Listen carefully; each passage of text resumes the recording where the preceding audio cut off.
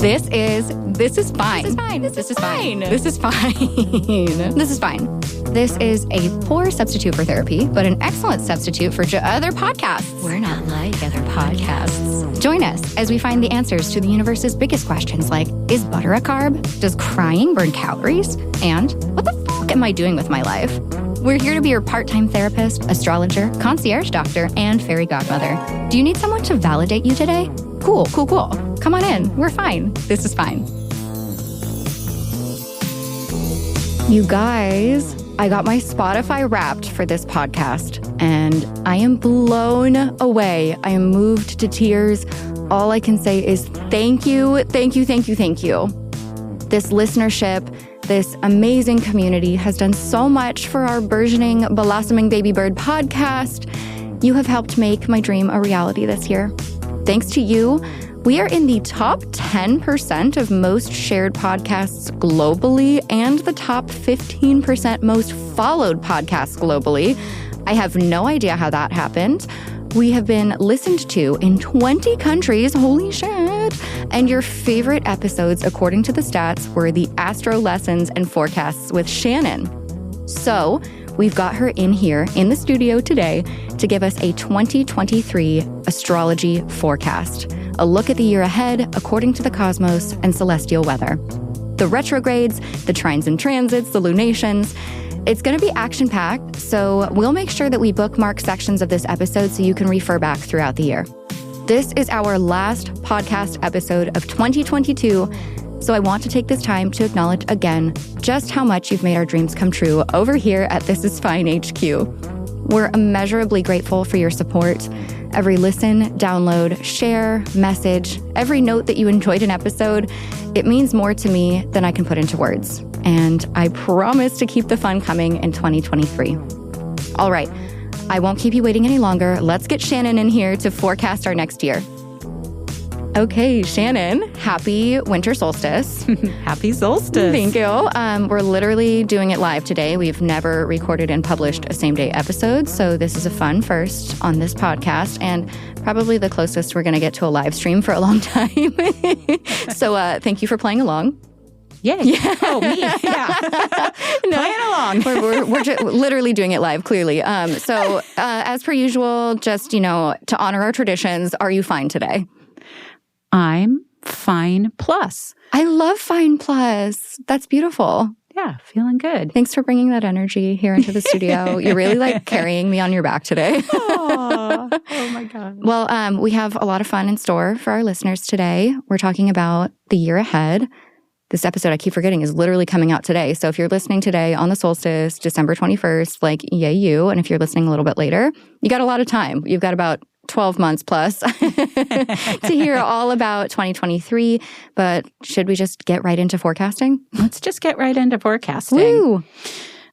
And surveying the year, what I thought would be good to do, because we will have an opportunity to really break things down into more detailed pieces throughout the year, that it's kind of like an overview and a vibe, We love a vibe. And really, maybe the most important thing happening this year is Saturn moving into Pisces. That happens on March 7th. Yes. And that's a big transit pace change. Yeah. We'll talk a little bit about the overview of Pluto. Pluto's going to dip into Aquarius. A little dip in the toe in the pool. And we'll be there for a couple months. And Jupiter changes signs. Okay. We're going to have Jupiter moving into Taurus. We love Zaddy Jupiter.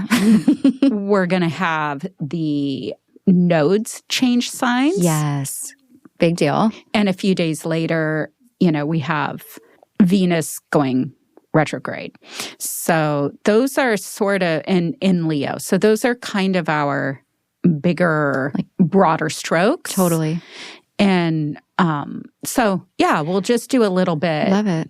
We got an action-packed year, it sounds like. We do. Yeah. And the thing, probably the biggest influence is going to be that Saturn moving into Pisces. Mm-hmm.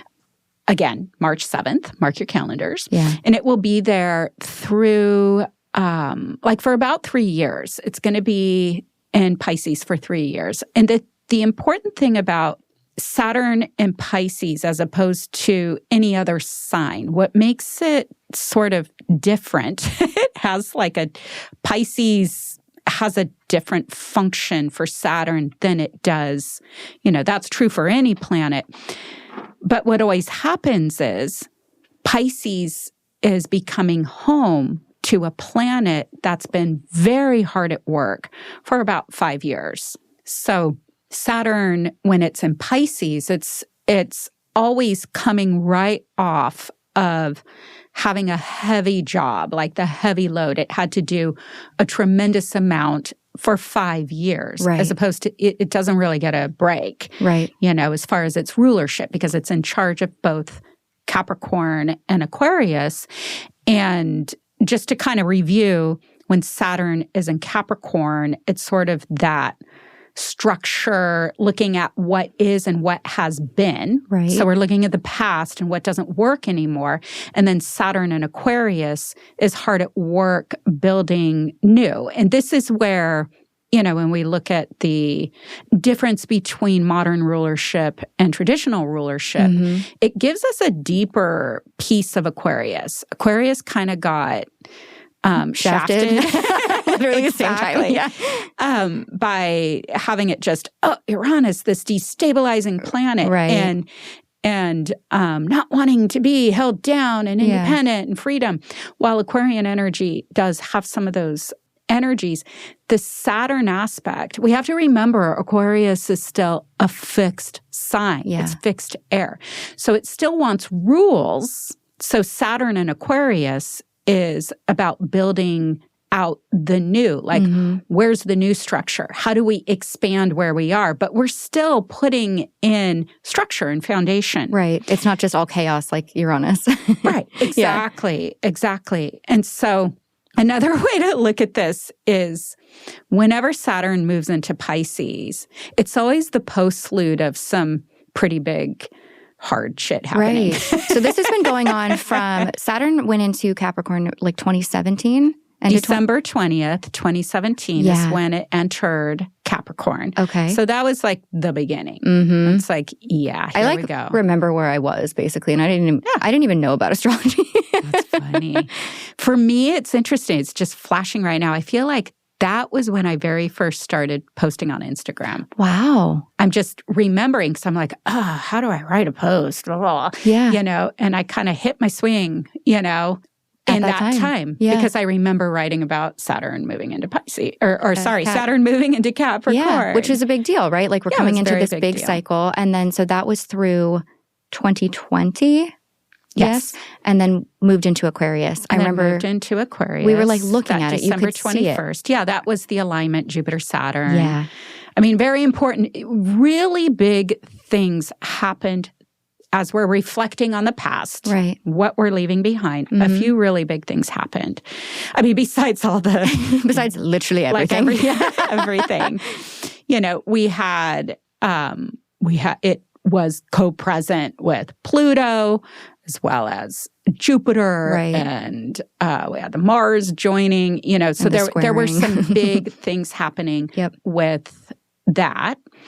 It also has been working a square with Uranus, with the planet Uranus, since it's been, it's been a while, but that we're going to leave that behind. That Uranus-Saturn square is over, which is really, it gives that energy of this need for extreme control. Versus such a strong fight for freedom, it becomes rebellion. Yeah. And so, like anarchy. Yeah. And so we really can see that. Like, people have gone so extreme in their views. And a lot of that is that Uranus-Saturn control system. So we're leaving that. We're leaving that. Cool. Love that. Love that for us. That was a big thing. Yeah. And the reason why I'm mentioning it, these things don't always happen when Saturn is moving through the two signs that it rules. It's always going to be something. Right. It's always... dad comes home from grumpy dad.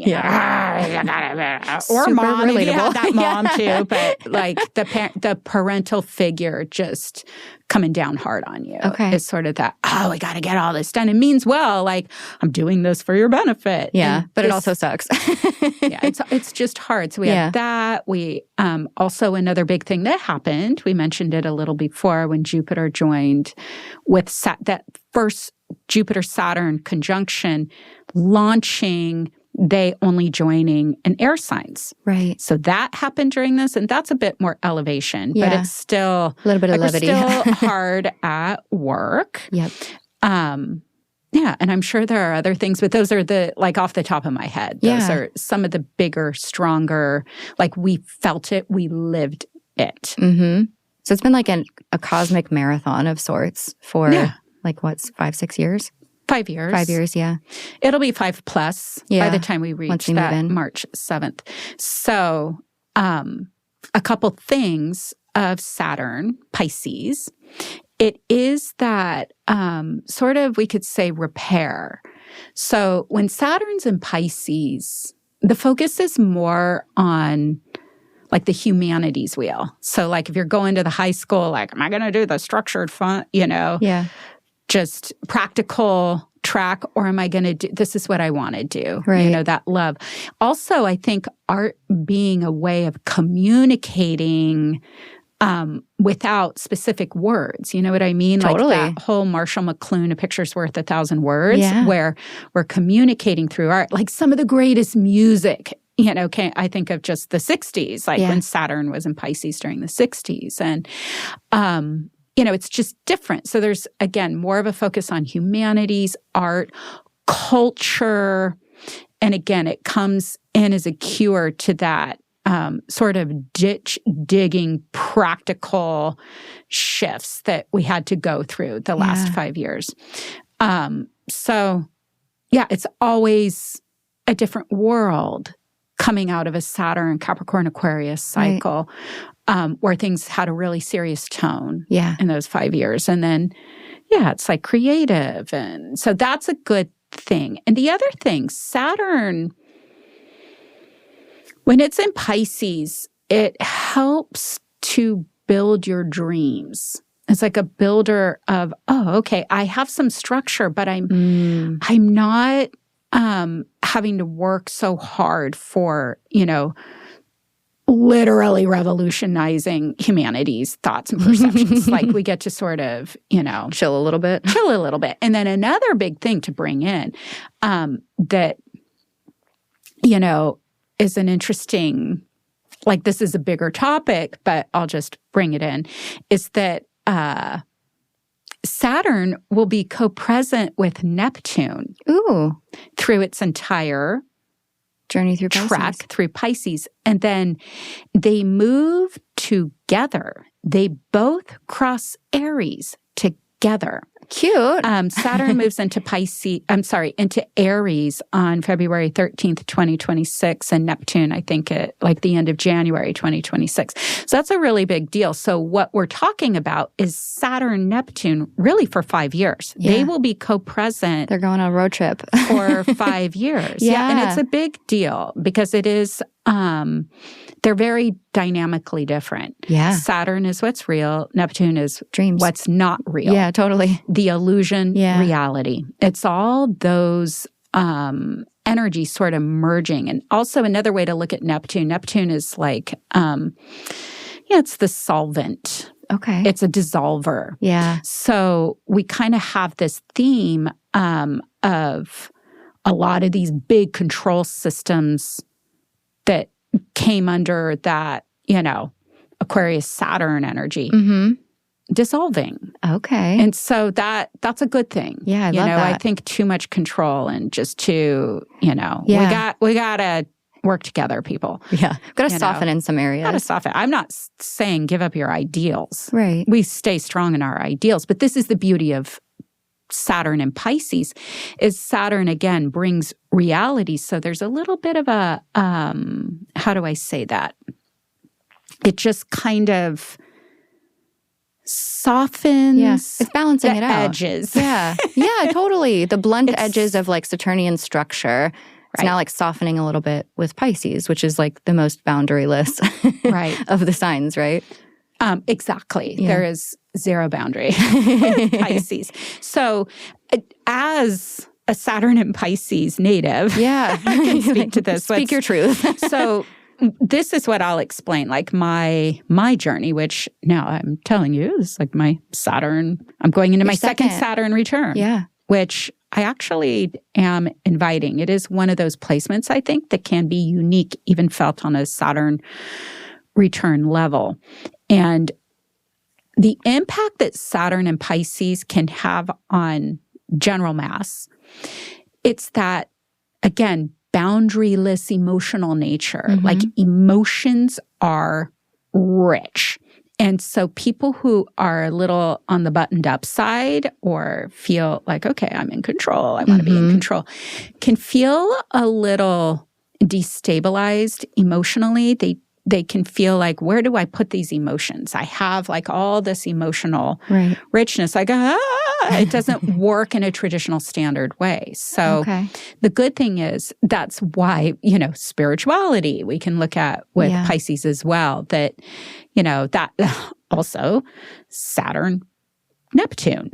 We can look at different spiritual, like the shadow side would be going to gnarly religion. Right, like institutionalized Saturnian. Yeah, trying to control spirit, spirituality, however you want to look at it, all the way to the other side of, escapism and to just like not wanting to deal. Out of touch with reality. And then Saturn giving you that little, tug right back in. But what it does, I believe at the end of the day, is it's trying to give you something to focus on outside of yourself, outside of what's in front of you. So whatever you call a spiritual path, I always use nature.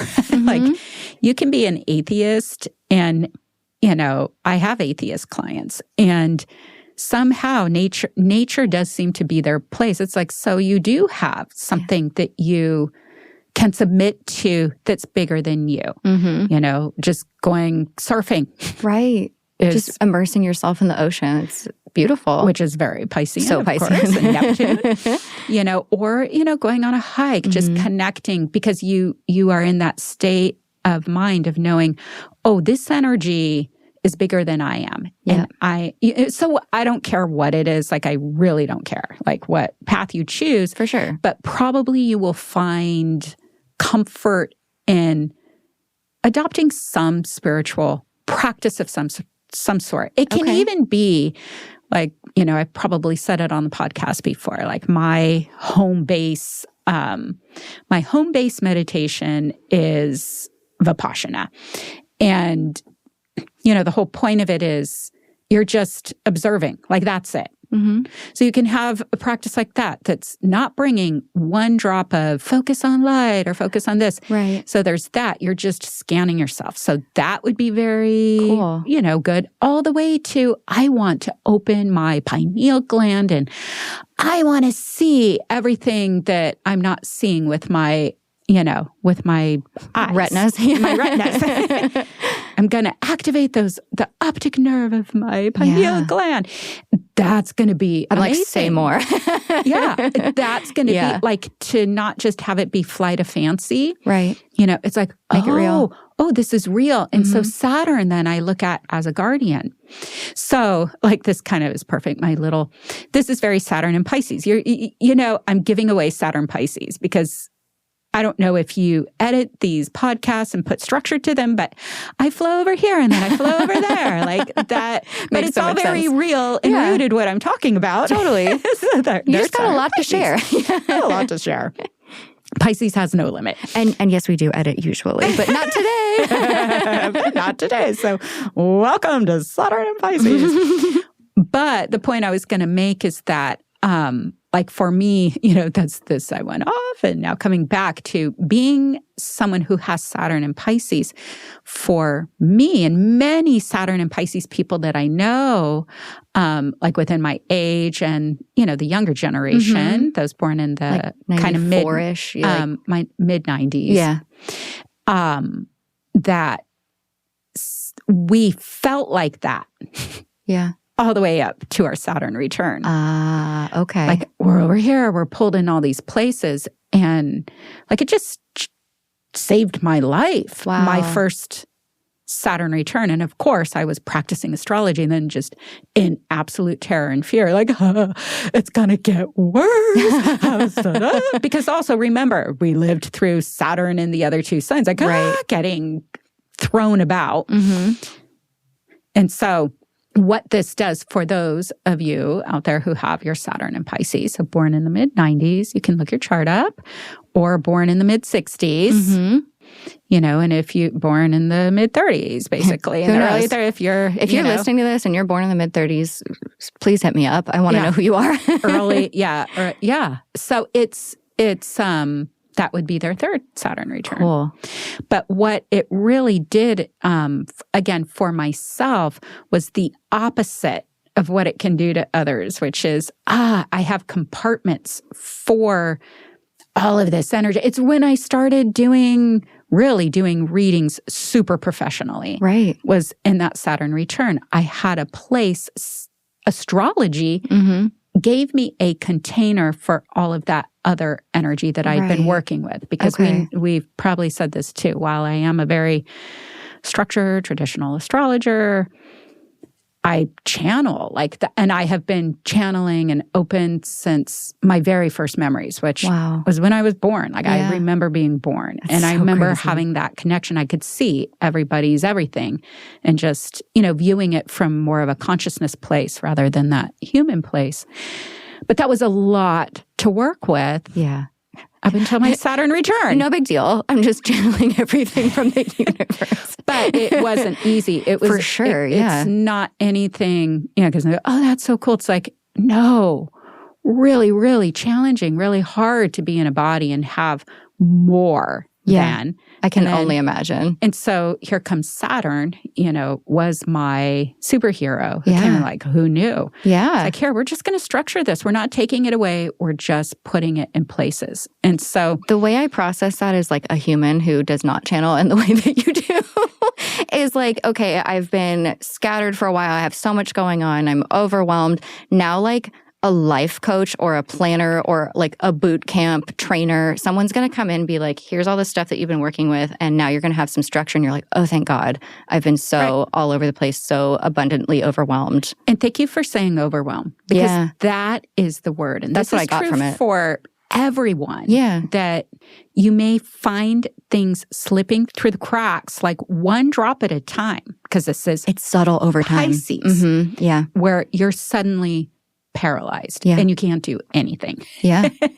We were talking before this. I love it. The waterbed metaphor. Oh my gosh. Yeah. We were talking about waterbeds before this. Don't ask. It just, where did that water go? You would suddenly. Yeah. When it starts to deflate a little bit. Yeah. It's where is it going? Where's it going? That's so that. It's somewhere. The ghost water has left the realm. The era of mold. Oh my God. Actually, though, probably mold.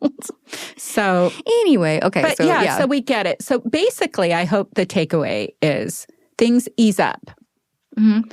Love that for all of us, even if we're not having a Saturn return.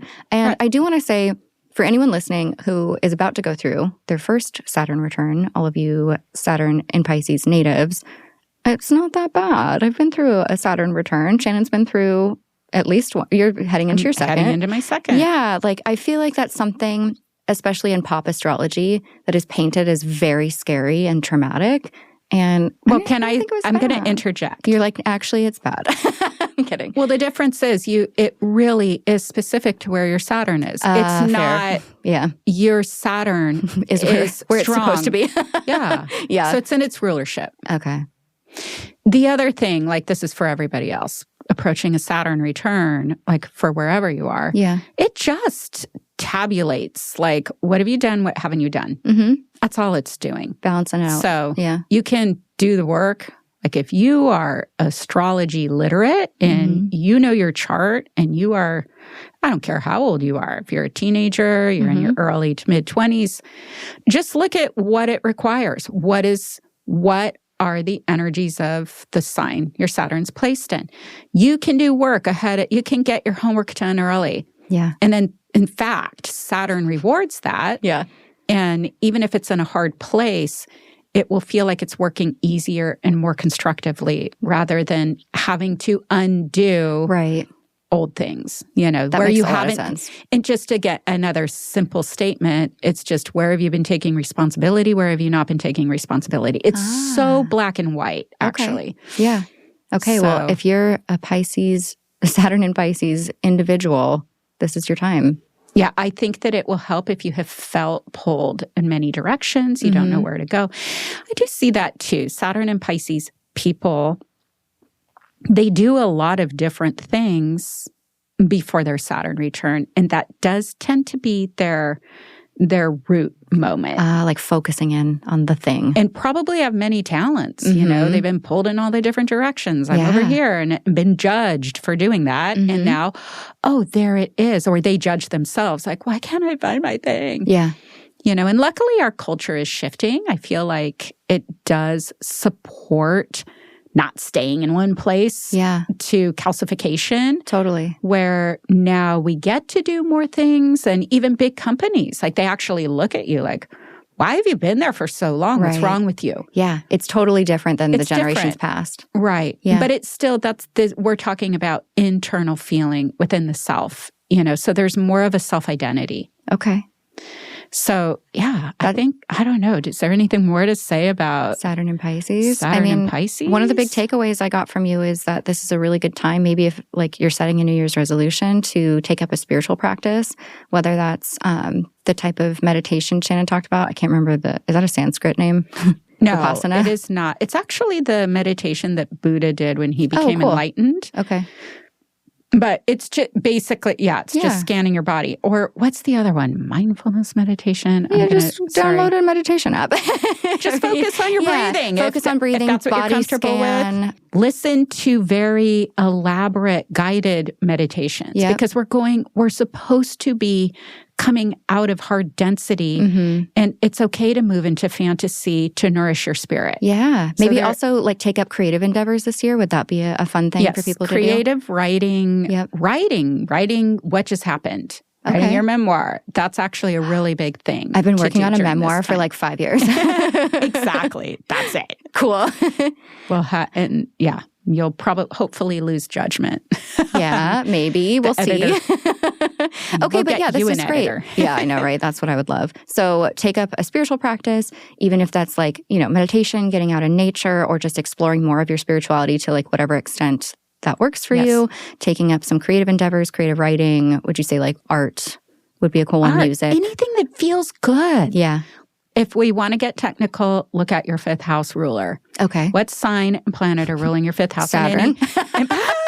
So there has to be structure. Yeah. And any planets in your fifth, But it's really going with your heart. Like that's a big part of it, where you feel, like what makes you feel good and wiring that in. Yes. Okay. Oh, and I do just want to point out, if you don't know what your fifth house ruler is, you're going to want to look up your chart, which if you haven't already, I do have a link in the description for this episode.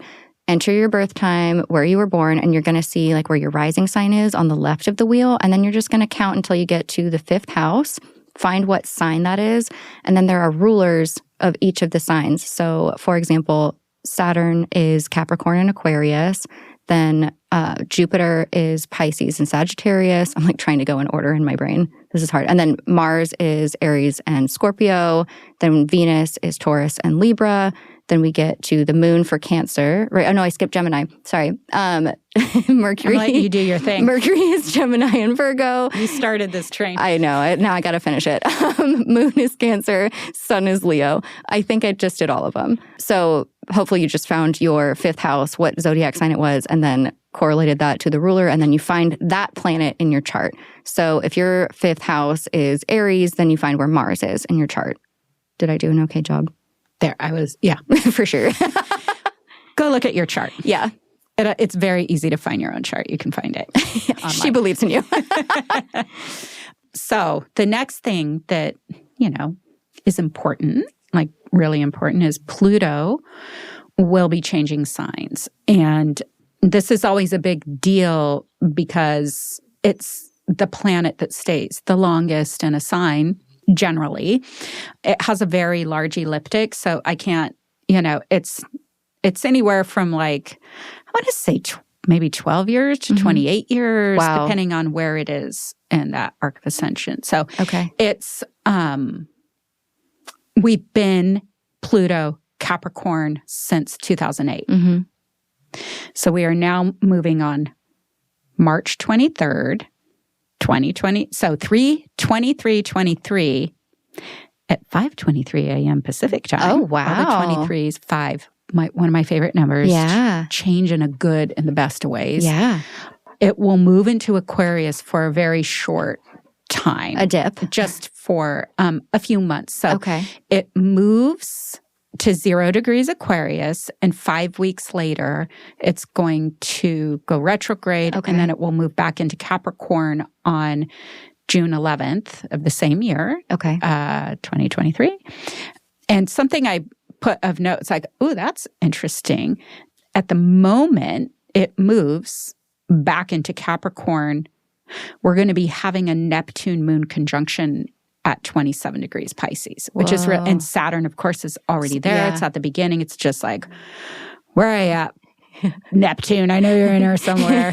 What are you guys up Don't to? Don't go hide in that corner over there at 27. I can feel you. I smell you're very wet. I smell you. You're very wet. This is very humid in this room. It was so dry in the last room. Yeah.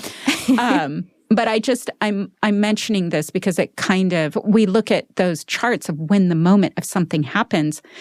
It isn't just the planet changing. We have a lot of information we can harvest of what that looks like, how it's informing, how it moves through.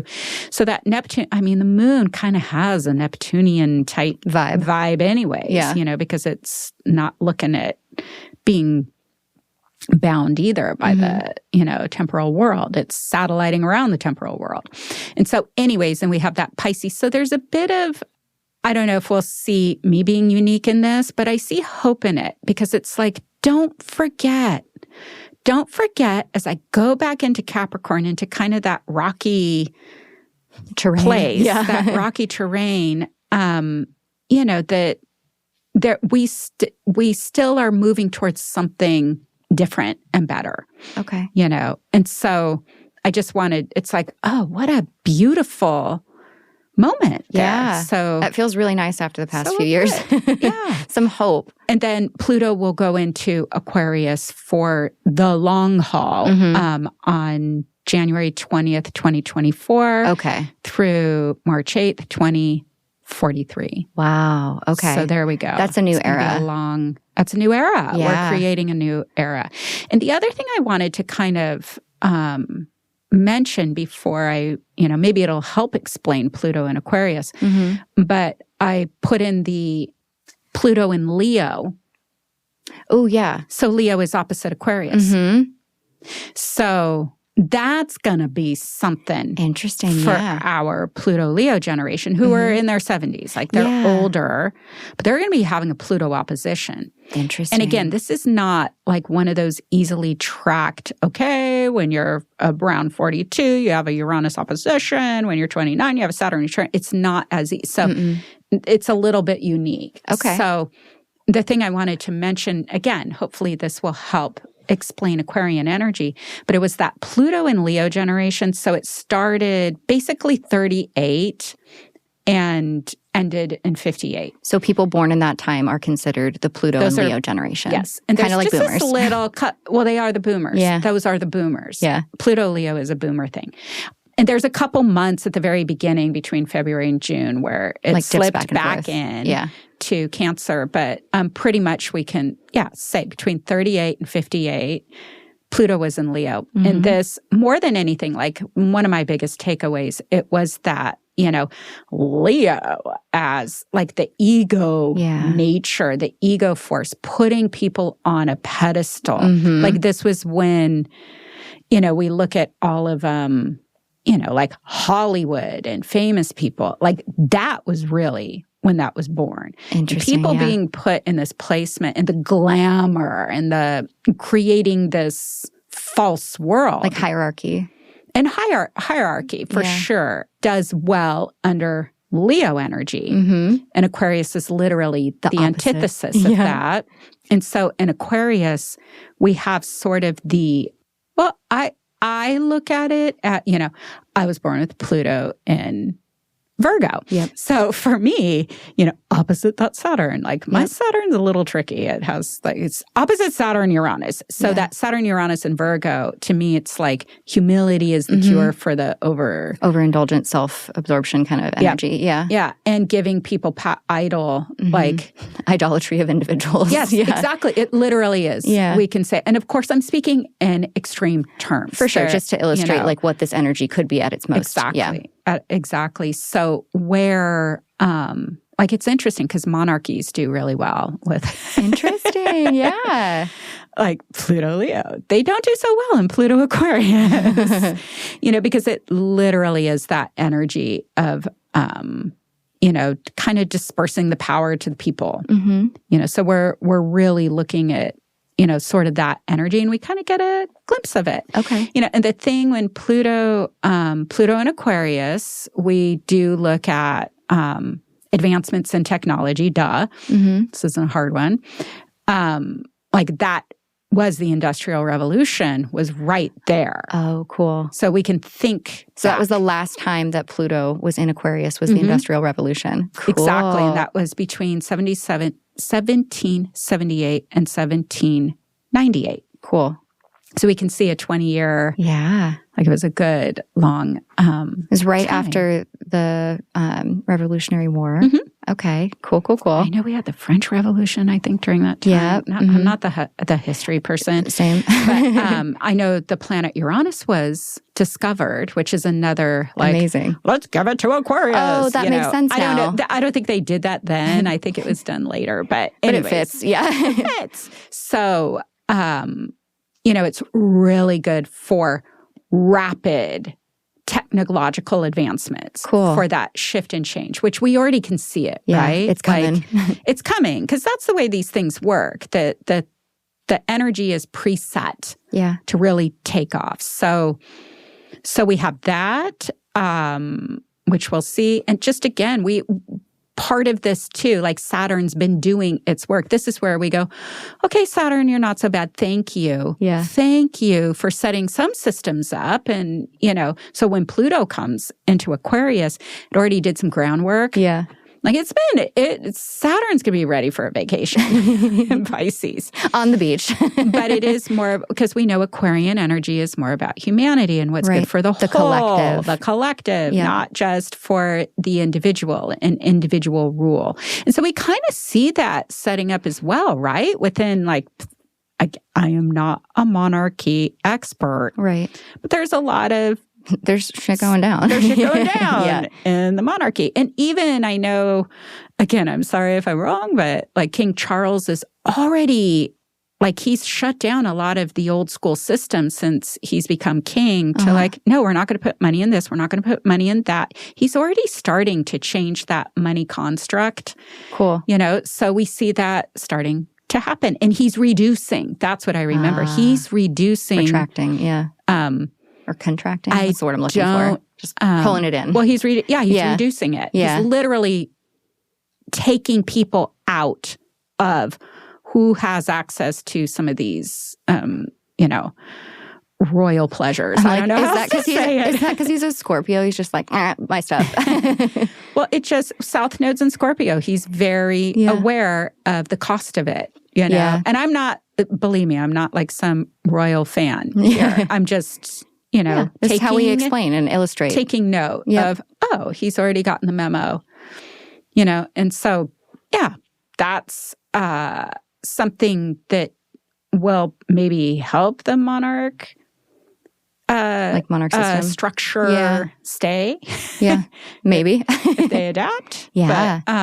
But anyways, it's that Aquarian energy is technology. It's like I think we should do a podcast just on Pluto going into Aquarius, because I know I've peppered maybe. I don't know if I've said it out loud, in front of a microphone. But now's your time. Like transhumanism, that's an issue we're going to be looking at. Okay. And looking at technology interfacing with humans.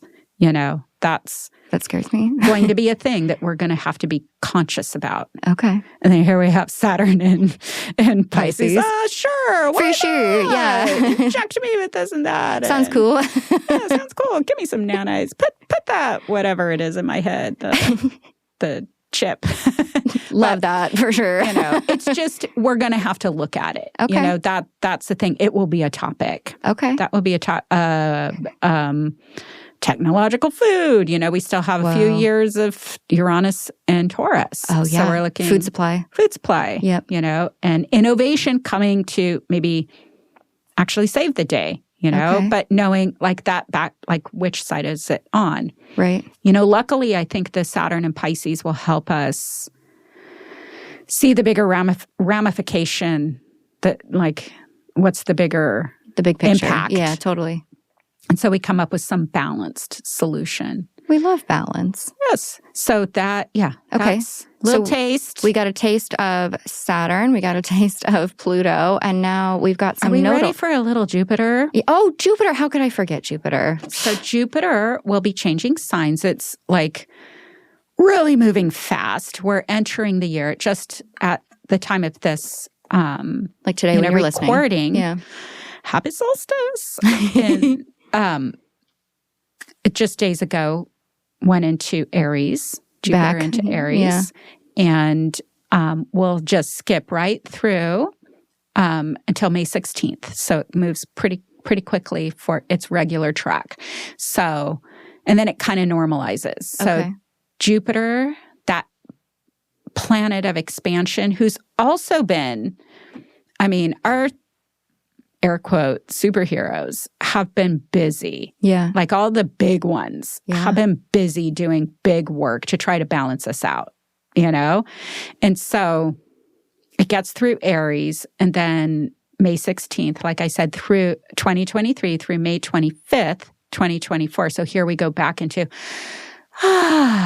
it's in Taurus. A sign for a long time, for its year, for its normal track. Okay. Or generally normal track.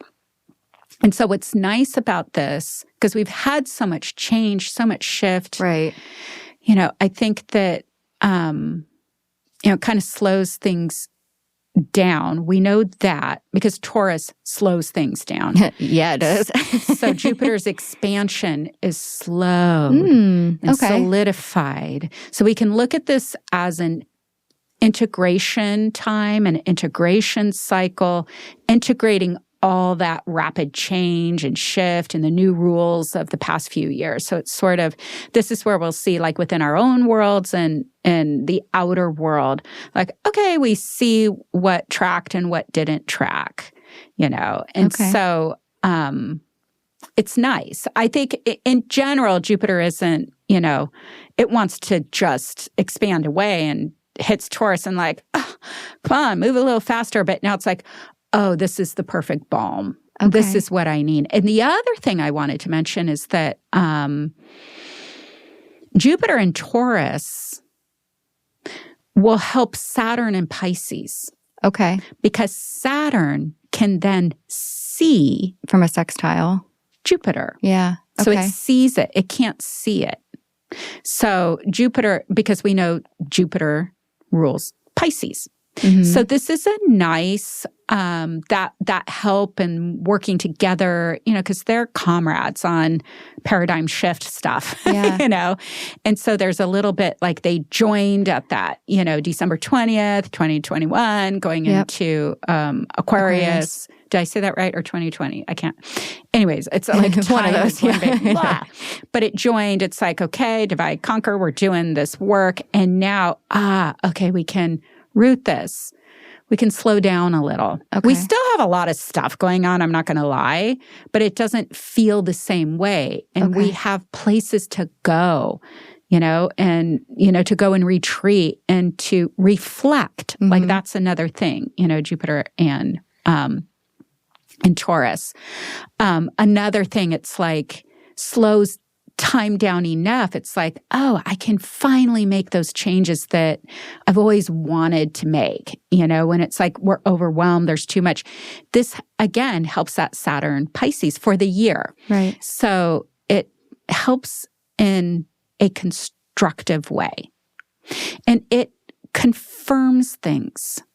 It confirms what you thought. Okay. It brings it in. It stabilizes and grounds the needed changes. Cool. So that's my Jupiter in Taurus. So the Taurus it'll be really nice for Taurus, very beneficial, of course, for Taurus and the earth signs in general. Okay. But don't expect rapid it's not like Aries pace. No, it's better as far as I'm concerned. Yeah, slow, because it's stable. Long-term. Yep. Yeah, exactly. When I think Taurus, I think resources, food, kind of the Venusian things. Like, will we see expansion in those areas? What we'll see is changes. Because here's the other thing. Like, again, this is sort of a broad stroke, but I am going in, I guess, a little deep, as I do. Jupiter will come face to face with Uranus at some point. Okay. So there is still a little bit of a destabilizing energy in there. We're just looking at it differently is one thing that I would say. Okay. I think it's still a topic, but it changes things. That's the best thing that I can say. I mean, maybe it like there can be hope, but I don't think it helps us in the moment. Do you know what I mean? Okay. So it's good. There's no instant gratification. No, I don't think there's instant gratification, but for the long term. Okay. Which is better anyway. Yeah. Mm-hmm. Okay. And I don't know. I just, it just flashed into my mind, we might not see, but behind, the research doors, maybe over at SpaceX, I don't know, looking, or NASA, terraforming planets. Whoa. And like, how do we feed people that are on Mars or wherever, that I bet, space agriculture. Space agriculture. Love that. Could be that. And so we have breakthroughs in it. Okay. So we probably won't go live on another planet, but it helps for posterity's sake. Yeah. It's the beginning of that. Did you ever read The Martian? No. Or I think that's what it's called. They made a movie of it, but it's an astronaut who gets stuck on Mars. Oh, well, I saw the movie. Oh, yeah. Okay, so the book is so funny. I like actually cackled while I was reading it, but yeah, growing all like the potatoes. Yeah, by potatoes, himself. That's right. Oh my gosh, that's what that reminds me of. Oh my gosh. And he looked like he was of Irish descent, so I just can't help it. It's like the blood Galactic. Memory, the ancestral memory that follows him, like into his space. ancestors, like can't escape ancestral trauma again. Yeah, I'm not gonna. Oh no, an accent. Oh my god! But hey, it's like you want a good food to. I know, right? That's like the Lord of the Rings quote: "Potatoes." So funny. I'm a nerd.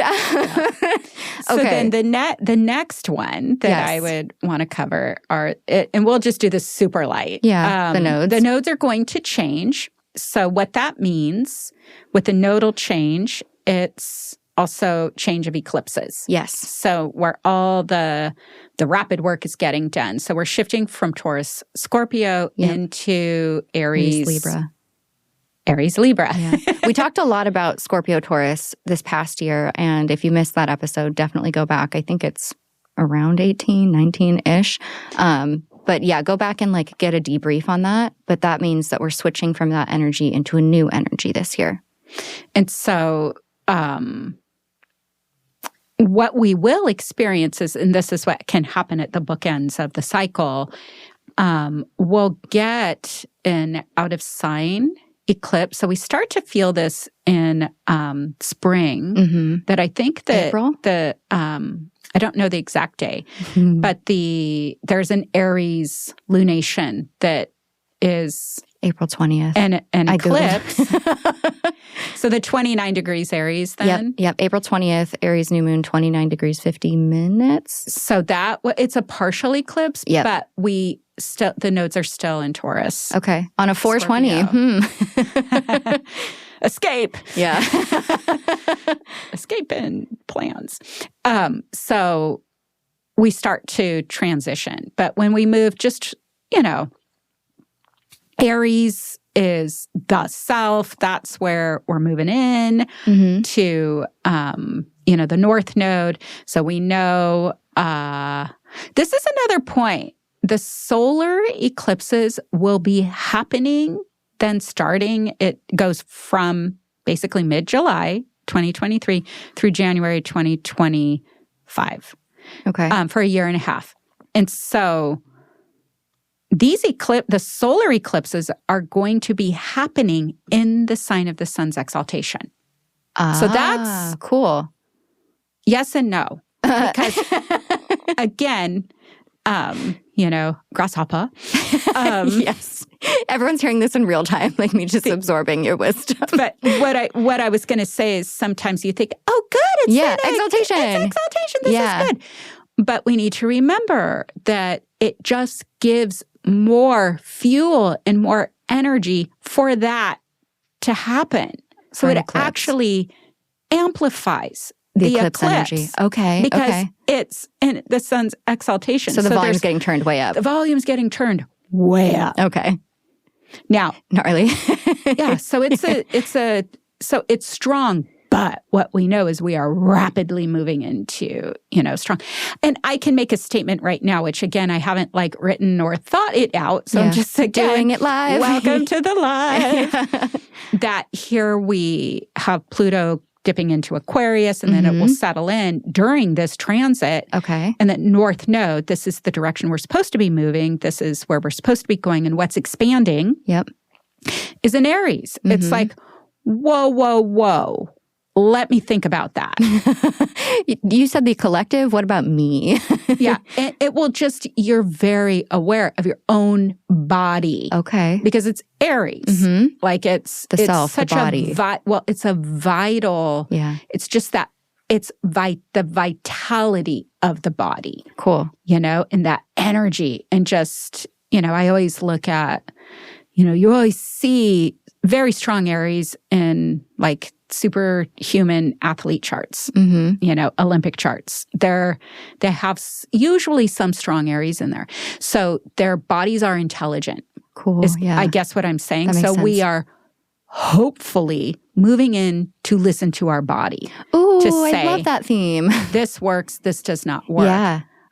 I'm sorry. I'm going to do my own research. And figure out, and I'm going to listen to my own body. Yeah, I love that because you see so much on social media too, where people they're in desperate. Both directions. Yeah, by the totally. way. And both they're like, sides. I just got to copy this person because they've got their skin looks good and they use this product, so I got to use this product, right? And so it makes me sad because I see a lot of people who are coming from a place of desperation, which is normal. That's not me judging, but if you're sick or you're struggling with your skin or you're in pain, you're going to look at someone who said, "I solved all my problems with X, Y, Z," and then want to copy it versus finding something that works for you. And I know that that's part of the journey, but it's something that I've just noticed a lot more lately. And we can reflect back on that Pluto Leo, because this is the first time Pluto is opposing itself since it was in Leo. Yep. So we're getting the other side of it.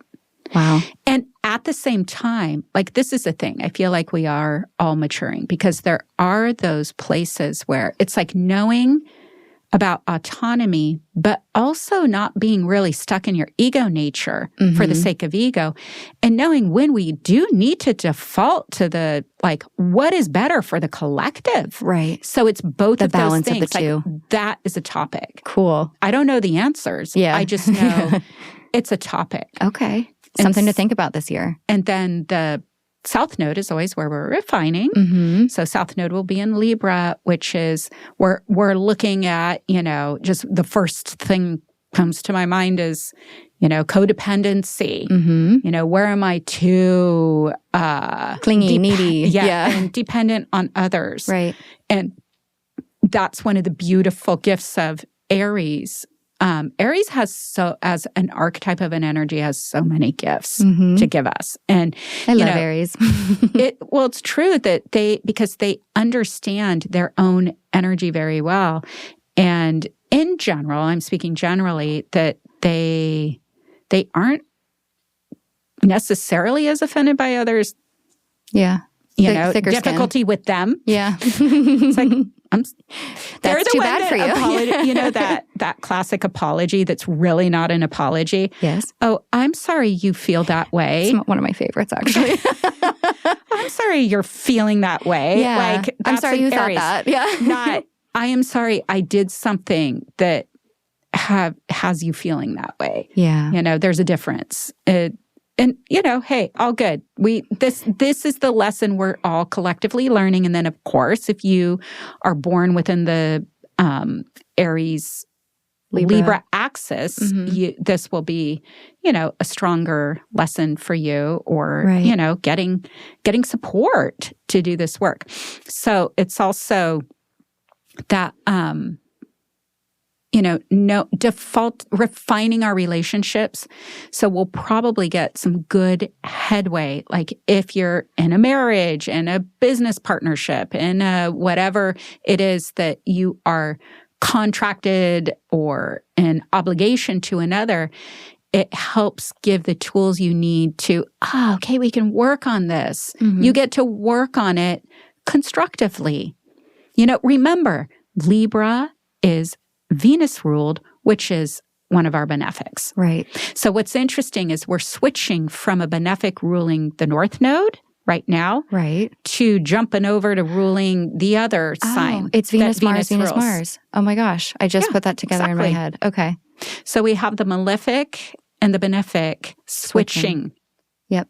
Which, hey, I like a good benefic ruling a South Node. Mm-hmm. It just tempers. It sweetens it a little bit. Yeah, it does sweeten it. Yeah. But what is kind of funny, this segues us into the next order of business, which is Venus going retrograde. Yes. So Venus goes retrograde days after this shifts. So it's like she's thrown into the gauntlet. Okay. Right away, she's suddenly given responsibility for holding South Node issues. And she's in Leo, and she's feeling mighty fine. She's feeling hot. I'm on my throne. Yeah. And she will have just had a connection with her warrior, Mars, like that, just that archetype when we're looking at these archetypes. Sounds like a rom-com. Feeling good. And then all of the sudden, stopping. Okay. At 28 degrees, 36 minutes of Leo. Little side note, what's nice, it will be trining a freshly changed, node, North Node in Aries. Beautiful. North Node will be 29 Aries. And this counts, sorry, I'm going technical, but we think of the motion. So if they didn't miss the trine. They're making it. Because okay, you look like you know. The nodes move retrograde. Exactly. Oh my God, see? I got it. You literally watched my eyes light up as I figured it out. Exactly. It's like, you get it. So if Venus is moving retrograde and the nodes naturally move in a retrograde. Well, where it's stopping to retrograde because the 29 Aries and 28. Normally, we would say if it was a planet, well, they feel each other, but they never made the trine because most things move direct. Right. So they would have not made it, whether they're sitting next to each other in whatever aspect. But because the North Node is moving backwards, it's getting ready it's moving in the direction. Cool. Whether Venus was direct or retrograde, it's just nice because it gets a little extra support over its entire, over its entire track, being retrograde. Technical stuff. Yeah, this is... Boy, we probably would have edited it out, but you're getting it. You're getting the full cut. We're up-leveling your astro education. Director's cut, extended edition. And so, and this was the other thing that, so just a lot happening. Like I said, it's not just about when a planet changes signs or when it has its thing, its moment, its station moment. We look at the rest of the chart. We can gather, harvest intel from that. So it's nice. We have these fresh nodes, we have a new job assignment. Whew, okay, here we go. It's also, so that happens at 6:32 p.m. Pacific time on July 22nd. Venus stationing retrograde. And then the sun is going to move into Cancer at 6:50. So less than 20 minutes later, we have this other super dynamic energy of equinox. Yeah. Summer begins. Or not equinox. What am I saying? Solstice. Summer solstice in the northern hemisphere. I was like, yes, equinox. Right there with you. Winter in the southern. Okay. But we have a big dynamic quarter change. Yep. So we're talking fresh, new rules. And we will break this down even more intimately when we get to this closer. time. But what I want to sort of give the bookends, that this is always what I wish people had sooner, is knowing when the planet hits its shadow. So we're in the topic of Venus retrograde starting June 18th when it hits 12 degrees Leo. And so what happens is that's the degree that Venus is going to retrograde back to. Okay. So as it hits that, we're in a room even before it goes retrograde. So we want to take notes as to the things coming up, because more things come up. And the theme, our value, how we see ourselves, where we give our authority away because we think someone's better than us, or it's not good enough, or feeling envy because someone has something we don't have. And how come they got that, whatever, podcast, guest, invitation. I don't know what to call it. And I didn't, or I don't know. I'm just trying to pick random things as I'm looking at like, microphone. everything you said is relatable. But it's all relatable. And it's all that like, oh, they don't love me. And it's self-value, self-worth. And this is like our time to like pull it up and find value in ourself. The other big thing. So then it will go direct. So I'll give this thing September 3rd. Venus will go direct at 12 degrees Leo. So the expansive space is 12 to 28 Leo. That's our window. That's what we're looking at. So you want to, again, when you look your chart up, see if you have anything in that window. And you'll feel this a little more intimately. But the other thing going on is Venus will have 3 squares in that period with Uranus. Okay. Because Uranus is in Taurus still for a while. Okay. So it's going to hit that point 3 times? 3 times. Okay. So it will hit it direct on July 1st. Okay. So this is what I mean. And these could be the moments of, I feel very triggered. Okay. These are the zip the lip moment, you know, like we might feel, because it's Leo, it's fire, and Taurus, stubborn, I'm right. Or I'm really hurt. Like it's a showdown. It can be a showdown, but we want to be able to go in. Saturn is just like wearing flowing robes now, you know. At the spa. Like, come here. Yeah. Let's talk about this. Let's work this out before, like how we're going to want to blame other people. And it's all the answers are going to be in your own self. Okay. That's what these things do. So then on August 9th, that's the second time, and this is when Venus is retrograde. So we get a hint July 1st. We get maybe the thing August 9th. And then the next one is when Venus is direct, which will be September 29th. Oh, wow. And so these all happen at 21 and 22 degrees. So it's very, because Uranus isn't moving much because Uranus is going to station and change directions during that time as well. So it's doing its own thing. doing its own thing, but they're both slowed down to do deeper work. That's how I always look at it. Instead of looking at these things as challenging, it's, okay, we are being gifted an opportunity to do deeper work in something that usually moves so quickly, we don't complete it. It passes us by. And so this is relationship. Yep. I'm really focusing on relationship with self, money, how you put yourself out there. Right. You know, here's this North Node in Aries. Back we are to me, selfies, you know, and just we'll probably see an uptick in like maybe over glamorized and over just to, you know, and then it being, you know, I don't know, mainstream news might say, this is causing harm to us. I don't know. It might already be out there. But you get the point of what I'm saying, so that we can just come to love. Like Leo is a heart. It's love. And you know, giving ourselves permission to do what we want to do. Love that energy for the summer. Love that. Yeah, exactly. Summer relationships will be hot. And also, I just have to make this little note as well that it's not long. It's like days apart where Chiron is going to station retrograde in Aries. So again, it's trining within that Venus retrograde in Leo. Okay. So, and Chiron is the wounded healer. Yeah. So there's a wound theme, a healing, taking our power back. Those are the thematic influences. Cool. So what does that say? We can really do some good work to get in there. Yeah. And fire, like has more volume. So it seems more, but it's really good at getting this kind of work done. Yeah. And so it feels really good. So all summer, we're going to be leveling up our self-love and doing some beautiful inner work. Exactly. Oh my God. Wait, I love this whole year forecast. Amazing. Obviously, we're going to get a little more into it with a bit more detail as we get closer to these different things. We'll break it up into pieces that you can digest a little bit more. But before we sign off, Shannon and I have been discussing, in my education, I can't even say it, education journey, some themes for each of the zodiac signs for this year. Would you say to go based off your rising for the most part, or both? So this is the thing. I was going to explain to you that when you start doing writing horoscopes, that is one of the techniques is, placing the sun on the ascendant. Right.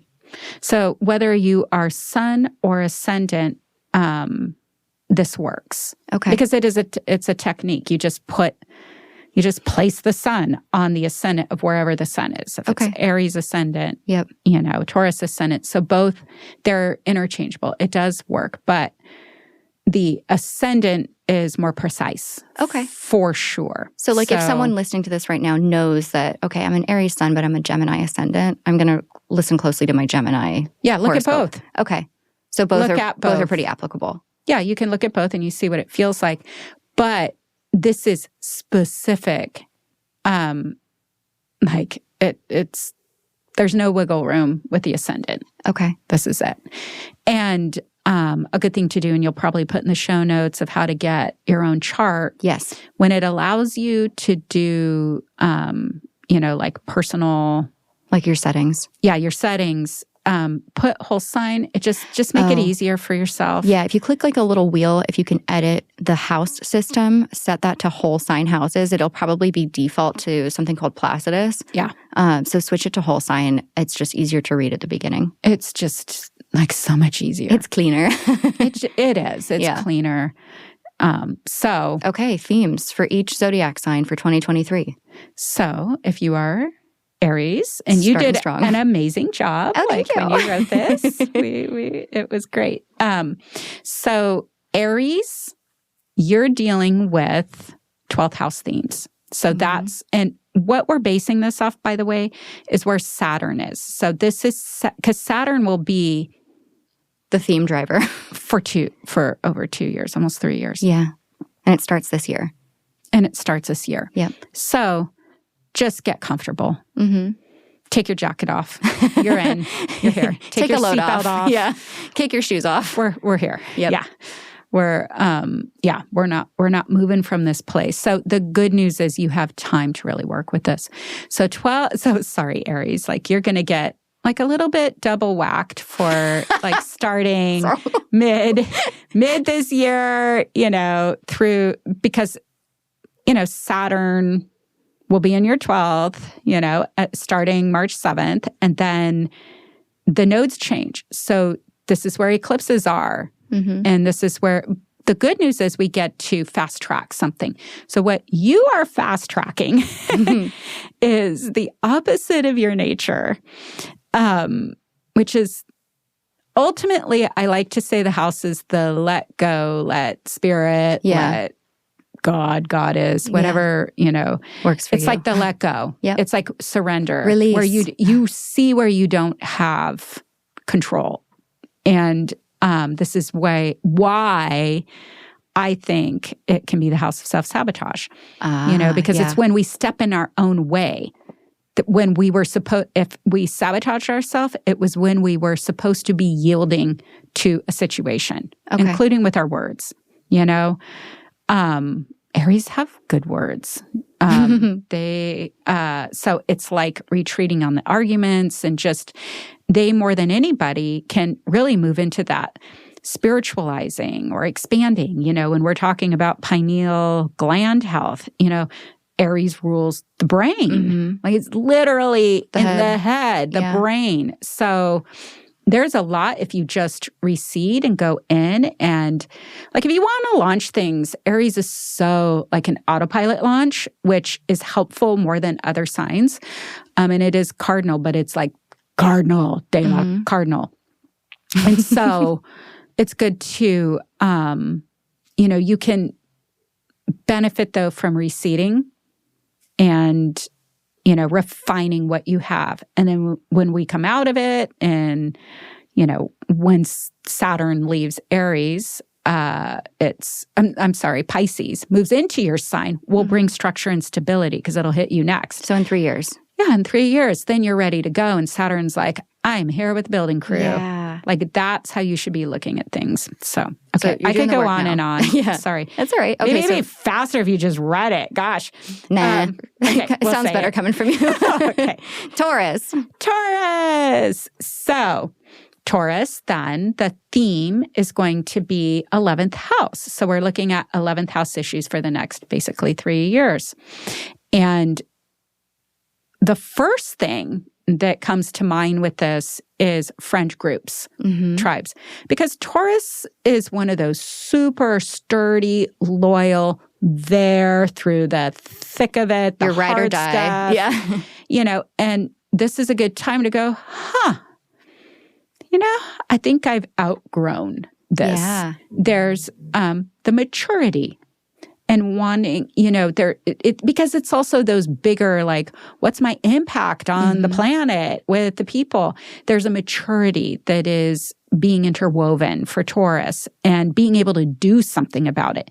So yeah, those friend groups would be a reflection of that. Yeah. So it's the transitioning out of just, okay, it's run its course, doesn't have to be a bad thing.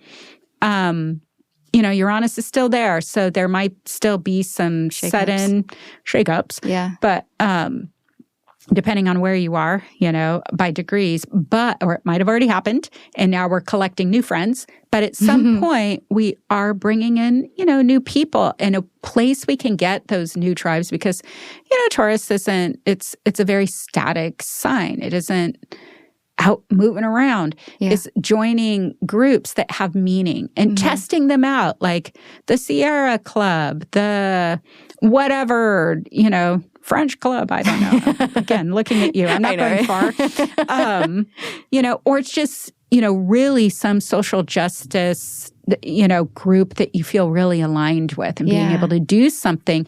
And you're going to find those people that you feel connected to. Taking a dance class, doing going into interests. Remember, Saturn, Pisces, it's art. Your creativity. And your creativity and your body and getting your body into other groups where you're going to meet people that you already, it's written in, you have shared interests. So, yeah. Love that for Taurus. That's Taurus. Gemini. Okay. Gemini. So we're zipping along. We're going backwards as we can see, which is pretty cool. 10th. So 10th, career. This is nice. The other thing about Gemini, just weaving in, you know, Saturn is bringing architecture, structure to the career, which is really nice in a, you know, flexible kind of way. Perfect fit. It's like whatever material you would use to survive earthquakes.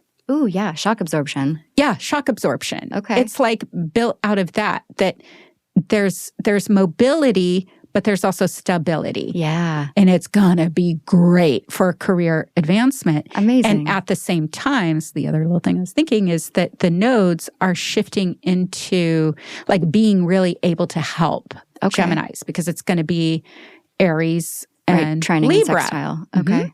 So that's really helpful too, of, you know, pulling up and out and placing you where you need to be. They're going to have a good year. I think they're going to have a good year. Yeah. You know, there will be more responsibilities, because it's just Saturn 10th. I don't care what sign it's in. For sure. They're in the overwhelm. Like, okay, I can't take on this many things. Right. Probably a lot of opportunities. But just understand that those, added responsibilities, being put in the lead, all those pressures, it's taking you somewhere. Cool. So edit in that way. Edit accordingly. The payout will be later, but it's going to be a good payout. A good one. And then Cancer. Get out of your home and go travel. Go somewhere. It's like get out of your house, Cancer.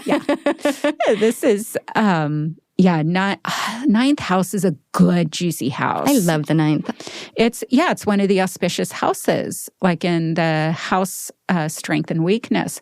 And so when we think of travel, third house is the short-term travel, which we'll get to that. That'll probably be Capricorn. Mm-hmm. Long-term travel is ninth. But I always say this, that longer stretch, it's when we need to experience another culture. Oh, yeah. It's like open our worldview. Exactly. Going to a place where they speak a different language. They have a different order of things. And it helps us become more understanding.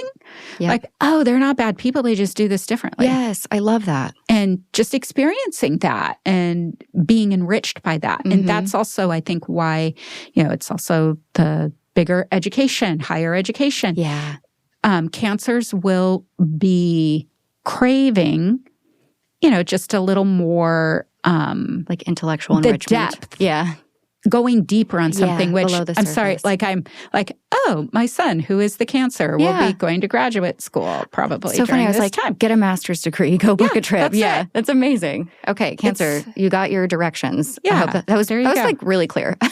So you're up leveling your base knowledge, yes, and whatever it is. So do it. Don't miss this. It's an easy house. Go for it. Enjoy. You enjoy, Cancer. That's right. Okay, now Leo. As we go into bum bum bum. Don't. Sorry, Leo. One of the harder houses. I think this is going to be good, though. This is good. The 8th house sounds scary, but like Shannon said, opportunities. It is opportunities, but it is that, we can call it karma, the karmic relations. Mm-hmm. It's traditionally, it's a house of death. Death, like with a TH, but also debt with like a BT at the end, right? Yep, debt, and inheritances and things of that nature. So we're dealing with other people's finances. Mm-hmm. That's the debt and death and inheritance. Like it's all in one. Okay. Where we're dealing with other people's resources. Yeah. So like across from like the wheel, if you're looking at 8, like across would be 2, which would be like your money. And then 8 would be other people's. Okay. Yes. So like including the bank. If you have, like when you go into debt, it's that you have somebody else's money. You have a karmic link with the bank now. Yes. Okay. Exactly. Cool. So this is another way to look at karma too, that it isn't just, your difficult. Boyfriend? Yeah. Karma is my boyfriend? Yeah, exactly. Okay, so Leo. So Leo is so there are a few topics for Leo. Because also 8th we can look at in those power dynamics, the power, what has control over you, what doesn't. And Leo is one of the signs. They may find that they are being handed power. So this may be more than any other sign. Be aware. Every day. Eyes open. Of the Venus retrograde in Leo. So there's going to be some intel coming in this summer. Yeah. During that. But it's that, where am I drinking my own Kool-Aid? Where am I letting this power go to my head? And where am I in service? Okay. Because that's what it's really for.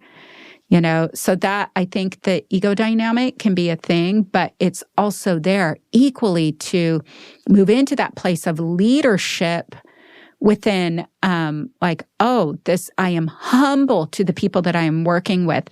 I am the one who should be working the hardest. Right. And I don't want to make it so extreme that way, but it's just to kind of give the Leo energy that it isn't, like leadership isn't for fame. Right. Or for notoriety, attention.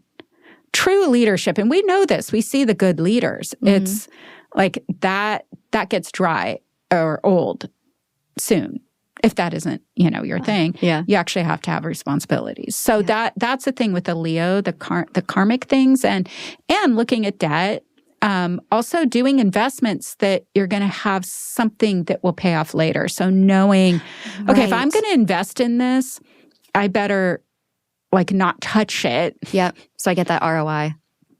And default to somebody else's wisdom in this. Like that's another big thing where Leo will be looking to default to those who know better and don't be embarrassed or feel like you're less than because you don't know something. Yep. That's again the sign of a really good leader, knows which people have the strength and which don't. Okay. Why would it's stupid for me to do this and try to make face, and act like I know what I'm doing when I don't, to just allow somebody else. And then people receive you better too. Okay. So that's, Would this be a good year for them to hire a financial advisor? Yes, exactly. Okay. That's exactly what we're talking about. All right, Leo, you got the directions. Yes, All exactly. right. Virgo. Virgo. Okay, so Virgo, we are now in the 7th. Relationships. Is it me? Am I the one at fault? What did I do wrong? Am I the drama? Well, no, but like really it's like the opposite of that. Okay. Where it's like the chronic taking responsibility for everybody else's difficult, Oh, you mean my entire personality? Where it's like, I'm okay. Yeah. And being able to find that place because Virgo is already in the sweat lodge. If you just like, it'd be good, a sweat lodge. They're stripping down and they're in it with the fire turned on. Like they're the biggest worker on self of anybody. Just as I'm looking at you. She's like, yes, I know. But it's that removing self-judgment, and also working on relationships, and so whenever I say relationship, I just mean you to another. Mm-hmm. It's that best friend, business partner, parent. 1-to-1. Yep. When they are receiving your energy and you are receiving their energy. Yep. There is a refinement because we already have South Node in Libra. And this is where Saturn's going to be. It's working on you in relationships. And let me tell you, this is the time where you can bring in that permanent long-term relationship. Like that is, so you're doing that work and it's been in the 6th, just like knocking you down on self-refinement. Actually. Like that's where it just came from. Yeah. Okay. And so you're ready. Like you're ready, but you want to go into it self-identified. So this helps you be self-identified before you merge with another. Beautiful. Business, romantic, it doesn't matter. Yeah. So good year for us Virgos. Good. I really do think it is. You can be liberated. You have an opportunity to liberate yourself from that self-negative talk. Right. And with the South Node in Libra, like refining codependency, I feel like that's another little boost. Exactly. Beautiful. Beautiful. Well, speaking of Libra. So Libra, we're doing a little switcheroo here where Libra will have Saturn in the 6th. So this is like really, Libra's doing the self-refinement. Yes. Health and unhealth, right? Yep. It's, the house. So the 6th house. Mm-hmm. I always, call the 6th house. It's not a pleasant house in ancient astrology. Right. I mean, I think it's bad fortune. Oh, God. Like what they literally call it. But if you get sick, that's not good. Back then, they didn't. Right. Like if you were sick, you probably. It's a death sentence. Yeah. Yeah. Exactly. Totally. Versus like now, maybe it's an opportunity to figure out how to treat your body better. Exactly. Yeah. And you might not have anything tracking right now, but you can invest in your health like this more than any other time. Yeah. And a 6th house Saturn transit. Exactly. And finding the things that work for you and don't work for you and using diet and herbs. And if you are someone that takes any kind of drugs, and I'm throwing pharmaceuticals in there, this would be a time to talk to your doctor about making a transition plan and seeing if there are alternative ways to do that. Because it will catch up with you in this cycle if you don't take care of those things, and just, again, like working with your doctor. But whatever we do gives us, like, it's just putting whatever your maximum deposit in your 401k, I don't know, like more. Like you get to do double, triple, adding in during this cycle. Love that. So self-refinement, your health, your mental health too, and like by changing your routines and, shifting routines. Like perfect for New Year's resolutions, like from the classic perspective. Yeah, totally. That's a Libra year. So that, is actually good. Like I I am Libra, and I'm actually getting really excited as I'm like, oh, that's me. Oh, I get to do the health stuff. But I'm the same way. I'm like, I actually like what you're talking about. I do better when I'm leveled health. Yeah. And I put in good program. I end up better than I was before. There's so much payoff. Okay, Scorpio. I love this because Scorpio, like, so the first... You've had a time. You've had a time. You're still having a time. And South Node, let's be real, will still be in Scorpio until July 17th. What's nice is Saturn moving into Pisces. There's a trine, and then it's in your fifth. It's in your fifth house. The fun house. Which is the fun house. So and this can be a challenge for Scorpio to lighten up, to not process everything down. And I think that it will help, do some drying up some of the water. Okay.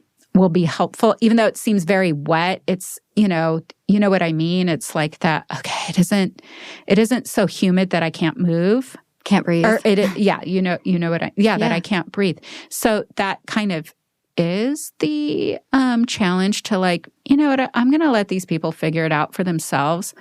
I'm going to just be in my own self. And this is what I want to do and give permission for that.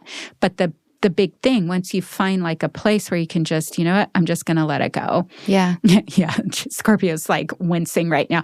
Oh yeah, I'm just going to let it go. For sure. It's like only the hardest thing to do for Scorpio. Yeah. But if you work on it, this is the reason why I'm mentioning it, is you have more support over 3 years to do this work. Yeah. And so then what happens is we have, you're the manifester of the Zodiac and being able to, contain power. You're the alchemist of the Zodiac.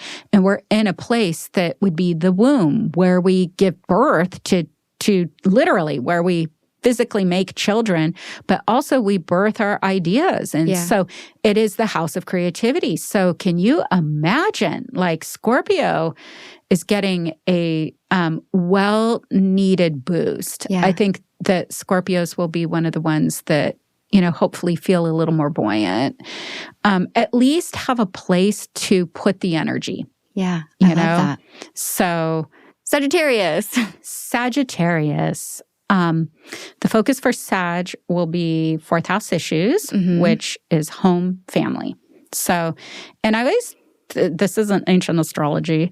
This is Shannon astrology, but I like to look at the fourth as like our root chakra. It's literally the base. It's where we ground. Yeah. It's where It's the root. It's the root. Yeah. This is where we root in. That's why, like our childhood conditions are there. Yeah. But also like the family, that like whether the family we were in, or what I'm looking at with this is refining the family that we are currently a part of, Cool. and the family that we have. This is going to be a topic. And it is nice because it does bring stabilization. Which is nice for Sag. Which is nice for Sag, yeah, because Jupiter's had a lot going on too. It's ruling planet, and so we have that Taurus stabilization of the ruling planet Jupiter, right. And kind of that feeling at home. There's Saturn, so there's a lot of stabilization, we'll say, for Sag, and getting comfortable. Probably this is just Astro 101, working at home. Having a job that allows you to work at home. A lot of people do already, so this isn't an innovative thought. But it could be a shift for someone. Maybe they haven't been working at home, or they get a job change where now that's a possibility. Right. Okay. And renovating the home, that's a big thing that will probably happen. Saturn loves construction. Yeah. And renovation. Like that's its whole job. And so with the Pisces spin on it, it kind of has a, what's the word? It has, like, it's what really nourishes you and feeds you. Yeah. The art part. and being surrounded by beauty, will be a big part of it. So, Sag kind of has like that stability. Stability will be coming in. I think that's going to be a key word there. Well, stability at home sounds lovely. Yeah. So good for you, Sag. It? Like maybe changes at home, but then, in a way that provides grounding. Stability. Yeah. Exactly. And then this is too a good time to invest in property, land, or buy a home, like probably an opportunity that Sag luck may come in to do something like that. Or maybe there's like, okay, here's some financial, are we gonna renovate our own house, or are we gonna buy a property? Like, so that may be a topic that comes up. And there's no right answer. It's like whatever you feel. How exciting. So, yay. Go Sag. Go Sag. Okay. Capricorn. So as we kind of mentioned before, the Cancers are getting the 9th house, bigger, expansive travel. Capricorn, the little travel, because they're so traumatized after the last 5 years of their it's like, okay, I could just take the train up the coast or something. Or somewhere different. Nice little road trip. Hit the mountains for a weekend. But it is like coming out of seriousness, because they've really had to be both Cap and Aquarius. Have had to shoulder a lot of the serious energy and the bigger things. And it's real. Like, I'm not trying to minimize. It's like, lighten up. It's like for real. Like they've had to do some really big work, but it's okay. It's like even with the work that's still there and the world's still not going to be perfect. Right. But they can relax a bit. It's start to open that door a little bit. And just be able to, this would be giving time to like even read a book or do the little, having time. I think that this is what Capricorn's going to be doing, or has the opportunity, is to carve out time for the little things. It's not about I'm either on vacation or I'm working. You know what I mean? Integrating. Little bits. It's third house. So it's that transient energy. Yep. Like you don't need 2 weeks PTO to imbue a little bit of this nice relaxation time into your routine. Exactly. Okay. And just like they're the ones like speaking about writing your memoir, They just went through some stuff. So write it down. I want to hear about it. Like, what was that? And you might like it's being reflective. Like that is a reflective time. That another one. I love it. Scorpios and Capricorns. You've just worked really hard. Like that's where this is coming from, not from a judgment of you're too, serious or uptight. It's just you've earned letting go a little bit. Yep. And it's okay. And if things fall apart, let them figure it out. I love that. That's the mic drop energy for you. Yeah. It really is. And it ends up being better, because then they have to figure things out, and you will like working with them better when they're holding their own weight. Love it. So Aquarius. Money. 2nd house. But I also like to look at this as, I always use resources. It's being judicious with your resources. And I mean that even as time, and your stuff. Aquarians are going to be assessing their stuff, I think. And, just what do I need? What don't I need? Saturn's been really teaching. And so, it's, I think, a really good time to kind of dial more into self, as far as like, what are those talents and gifts that I haven't nurtured in the past? My abilities. That is, I love, that's more of a modern spin on 2nd, but I love it. I love looking at talent as a resource. I think that's so beautiful. Yeah. Exactly. And Aquarians are, they're so busy having to say the things that nobody else is saying. Like they really are the ones who are out there. We wouldn't know about a lot of things and what's, good for the whole without them. It's so true. I'm thinking of a dear Aquarius friend who is a human encyclopedia. Amazing. Just knows everything about everything. And anytime there's like a ballot and I don't know who someone is on the ballot. Perfect. Immediate text. Sorry, Haley. Just every single time. But that's amazing, because they go in and they know. And they are the activist of the Zodiac. And so what I'm looking at too, not to take your activism voice away, but maybe like you invest in yourself by taking, a writing course or a language course. Like, how do I say the same thing without it, somebody feeling like, oh, I'm not good enough for this. Forget it. I'm too far behind. I can't even jump on the train going at this speed, so that you can reach more people. That's what I would have Aquarians do. And again, money. It's just really, this is money time. And, you may be making money. Saturn is not like it, again, slows things down, but it gets you in a place to do what you need to do for your longer term. Yep. Long-term payoff. Aquarius. And Pisces. First house. We made it. We made it. It's so funny. Pisces are waking up. Mm-hmm. It's like, hi, it's time to get up.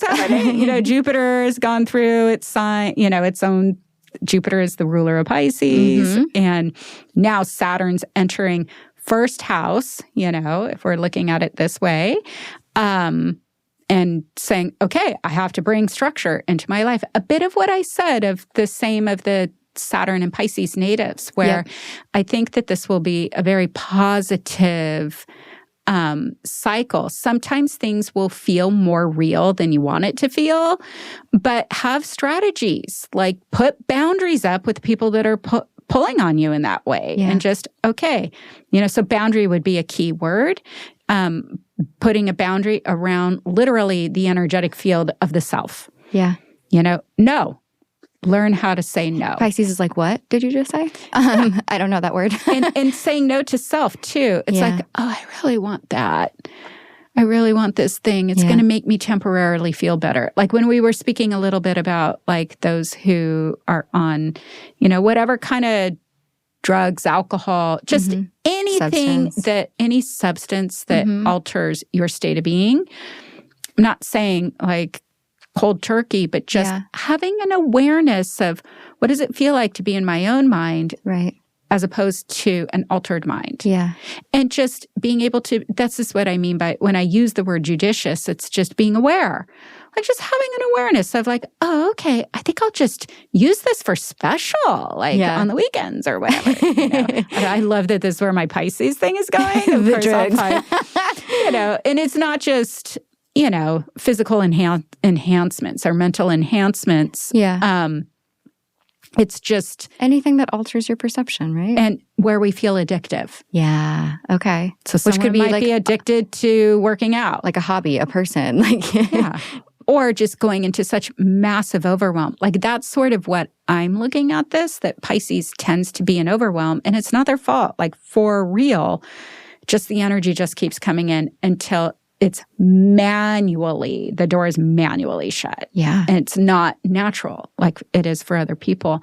And so Saturn kind of comes in as that consultant. Like I'm just thinking of the, like a hoarder situation or an organizer, like a professional organizer. Marie Kondo. Yeah, exactly. You're rolls getting a cosmic Marie Kondo coming in going, I'm going to help you go through all this and you're going to be a better person. Like by the end of this, it's like, imagine you're going to own your life. Yeah. So it can be a good thing. And again, because Pisces is not generally the most grounded person in the room, this puts structure. Yeah. It's like my hand I'm always using my hands. It's like the helium balloon where you grab it and it gets that rock tied to the bottom of it. Like yes, I use that all the time. I'm like, I need a paperweight to my balloon. So I can like float around. So you're still floating. Yes. But somebody's gotcha. Got a little Something's anchor. Gotcha. Yep, totally. That's one of my favorite things. That's how I feel about my Gemini Mars. But this is great. It's kind of like a getting your life together transit, but in a fun way.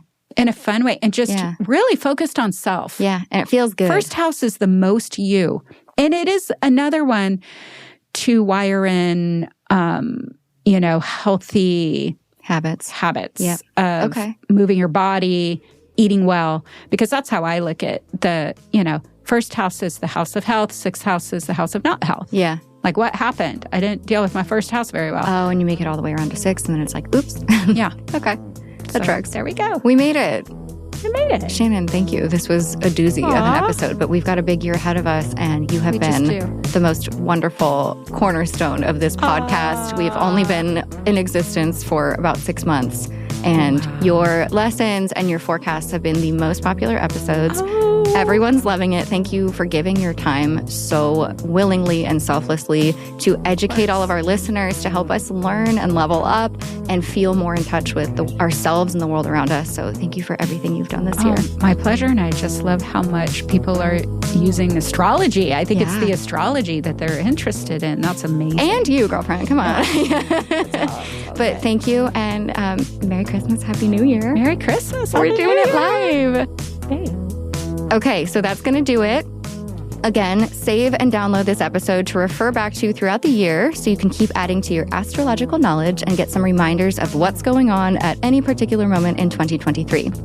If you're ready to learn more about astrology and be the mystic one in your group of friends, the one who translates the stars, Shannon is kicking off more Astrology Foundation coursework in 2023.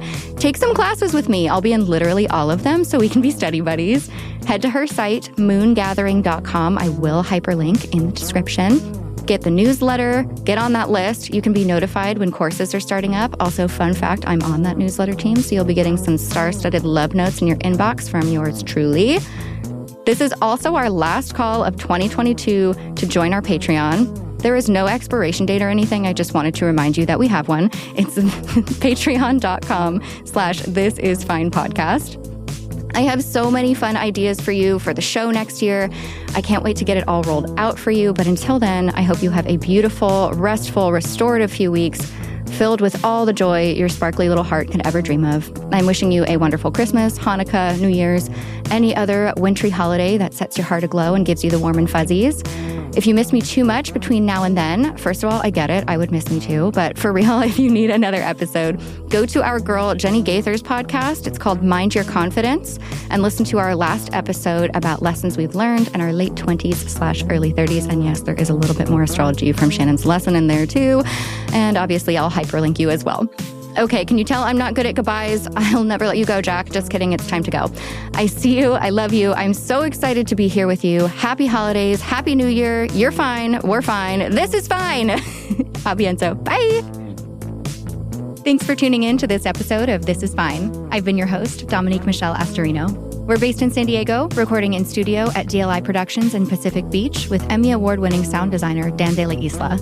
This is a comedy and advice podcast, but for legal reasons, this entire podcast is a joke and none of it is medical advice. To download the transcript or learn more, visit thisisfinepodcast.com.